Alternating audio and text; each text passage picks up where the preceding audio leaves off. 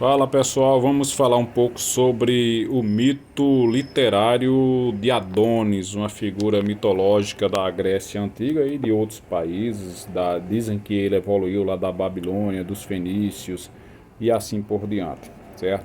Assim como os outros tantos deuses ou semideuses da humanidade, Adonis ele vai evoluindo com o passar histórico e se adequando as culturas de cada país onde absorvem ele, né? Então ele vai sendo transformado, assim como, por exemplo, a divindade hebraica Yahvé, que já foi Elohim, e depois quando chega lá na figura do Cristo, ele já é uma pessoa mais paterna, deixa de ser o Yahvé guerreiro, o criador Elohim, para passar a ser o Deus Pai, certo?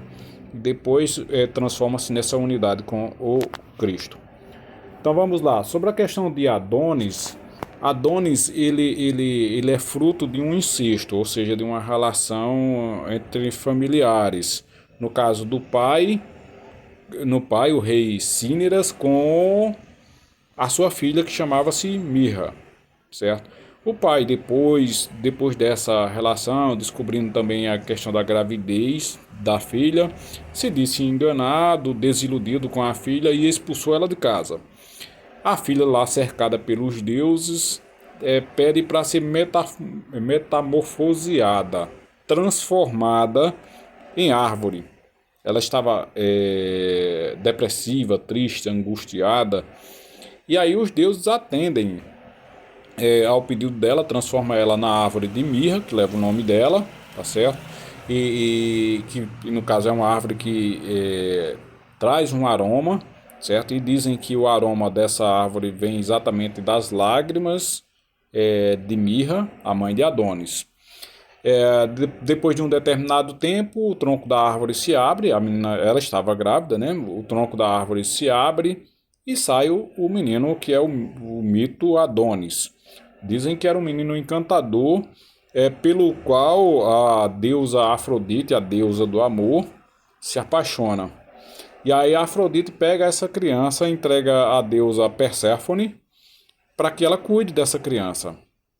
Quando a criança é adolescente, Afrodite vai buscar a criança e Perséfone resolve não entregá-la, porque assim como Afrodite, Perséfone é amante da criança, amante num sentido histórico, não num sentido mais moderno, certo? Ou seja, é apaixonada por aquela criança e resolve não entregar. Isso virou um motivo de causa judicial em que Zeus, o deus maior, teve que tomar a decisão de com quem a criança ficaria.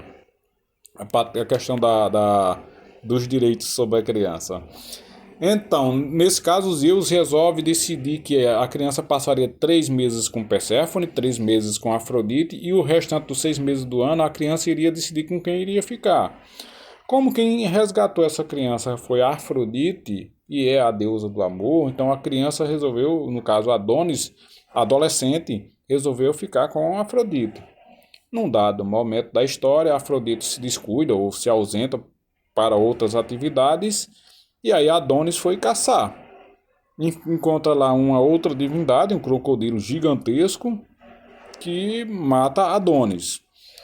E em seguida, Hades, que é o deus do inferno, vai lá e engole Adonis, que passa a habitar no inferno. E aí diz que com o passar do tempo ele consegue, ele sai de uma figura humana, até então, e passa a ser um semideus, já que ele consegue ficar transitando no eterno retorno do inferno para a terra. Passava um pedaço de tempo em um canto e um pedaço de tempo em outro, parecido com a decisão que Zeus tinha tomado em relação às mães. E aí ele começa a ter uma outra uma relação diferente. Ele tem a relação com os deuses terrenos e aí passa a ter uma relação com o deus do inferno, subterrâneo. E diz a literatura que com o tempo ele consegue sair de forma definitiva do inferno quando ele assume um papel de Deus, de divindade. Bacana, além de ser um mito muito bonito contado, né? o mito de Adonis ele está muito ligado com a questão da literatura, certo? Na época, com a literatura oral, porque esse mito é contado oralmente de pessoa para pessoa, de pai para filho, assim por diante, e ao mesmo tempo, na sua pós-morte, nos cultos, certo, referente ao deus Adonis, era necessário que houvesse poemas, que houvesse poesia, não poemas quaisquer, mas poemas de primeira linha, criados pelos os poetas renomados da época, tá certo? É um mito que é muito ligado à literatura, muito bonito, inclusive, né? A história é muito bonita. Então toda essa literatura, não apenas de Adonis, mas de tantos outros deuses, elas não são literaturas criadas sem significado. Todas elas trazem um significado, tá certo? Para as pessoas buscarem se identificar, buscar uma resposta natural, uma resposta sobrenatural, uma resposta social ou uma resposta particular para seus dilemas. Abraço! Não se esqueça de inscrever-se aí no canal, clicar no sininho para receber notificações dos próximos vídeos. Até mais, tchau!